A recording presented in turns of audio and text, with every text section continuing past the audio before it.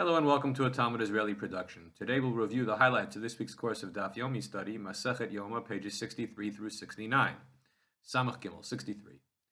The Gemara asks how we know that the Sa'ir La'azazel, the he-goat that is going to the cliff on Yom Kippur, that it cannot be mechusar zman, lacking in time, meaning premature.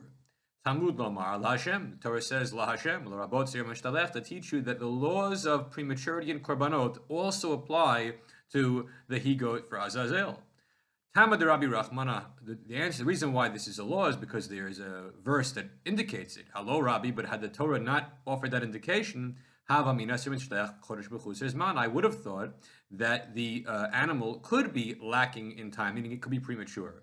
But how could that be? After all, you can only use for the goats, the lottery of the two goats that happen to be both potentially available for the laHashem, which is a sacrifice which would require that at least be 8 days old, Yom Hashmini Vahala.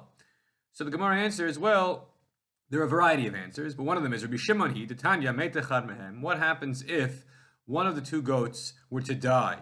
We bring a second goat without doing a second lottery. So says Rabbi Shimon. So since it's not necessary to do a second lottery, that second animal, which is La'azazel, could be a premature animal, meaning prior to Yom Hashmini, the 8th day. Samach Daled. The Torah says regarding animals that have a blemish, that cannot be offered as korbanot, their corruption is in them, mumbam, they have a blemish. Only when they have the blemish are they not wanted as an animal sacrifice. But if the blemish was a temporary one, it was passing, and it no longer is afflicting the animal, then that animal is now kosher to be offered as a korban. Samachay, 65. Those sacrifices that are brought starting from the first day of Nisan and going forward, it is a mitzvah to use communal funds which were collected for this particular year, the new year, meaning that the anniversary, the annual new year for the collection of shkalim is the 1st of Nisan, and we should not use last year's shkalim for this year's korbanot. What happens if you did pay for this year's korbanot from the 1st of Nisan and onward with monies that were collected from the prior year's shkalim? Yatsa, it's valid, but it's lacking in some mitzvah component. It's not the ideal way to perform the mitzvah. Samach Vav, 66. What happens if the designated man who was supposed to take the goat for Azazel off to the cliff, to the tzuk, was sick and seems to be unable to carry out his duties and walk that long distance, the Yud Bet Mil, 12 mil, off into the Yander? So, can he appoint someone else to do his job for him? The assumption, at least initially, is no, because this person is a ish iti, the designated man, and the designation had to have happened from prior to Yom Kippur. Now that on Yom Kippur he's sick, to designate someone else might not seem valid. To which the Gemara responds, Rabbi Eliezer said to the questioners who posed this question to him, Amar lahem, eheyeh b'shlom ani v'atem. What are you asking me this for? We'll be fine. Which either means, don't worry about it, the guy will be okay, or, why are you asking me? Neither you nor I will ever be in a position of being the ishiti, the designated man, so we won't need to know an answer to this question. Rashi explains, Klomar malachem lishol zot, why are you asking me this? Lo ani v'lo atem niskakin l'shilucho, neither of us will ever be sent on this mission. Samach Zayin, 67. Al kol sukkah v'sukkah, omrim lo hare mazon hare mayim. That along the way, the designated man would encounter booths, sukkot, where there'd be people staying there to be well-wishers, to greet him and wish him along his way. And at each of those sukkot, the well-wishers would say, do you need some food? Do you need something to drink?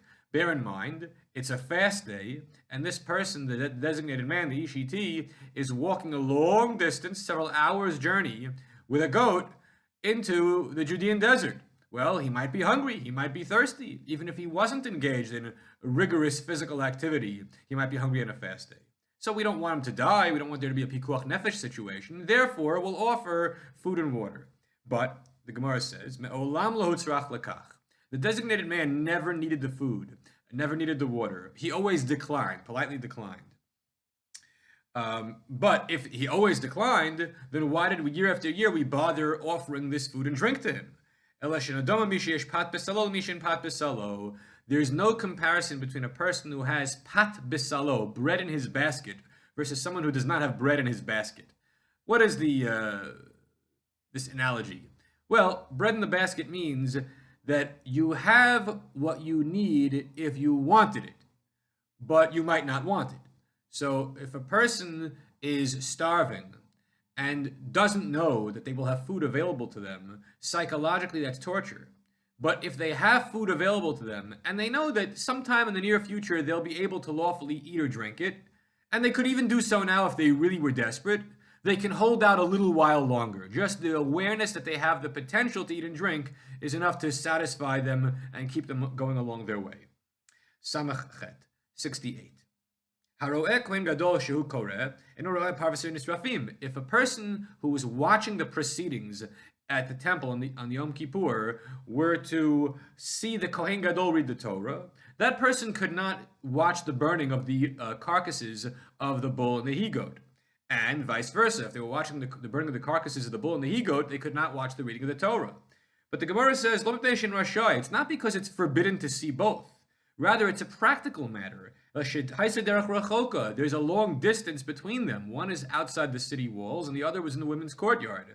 And so, since they happen simultaneously, you can't be in two places at one time. As the Yiddish expression is, you can't dance at two chasnas at once. You can't be at two weddings at once. We simply can only be in one place at one time, so you have to pick and choose.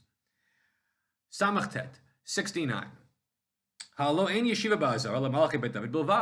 The implication of the Mishnah is that the Kohen Gadol was sitting prior to receiving the physical Torah from which he would read on Yom Kippur in the temple.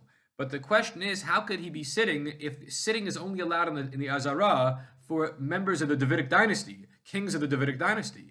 To which the Gemara responds, don't worry, he wasn't in the Azara. He was in the Azrat Nashim, that the reading of the Torah took place outside in the women's courtyard, where it is permissible for a person, including the Kohen Gadol, to sit. Everyone have a great week.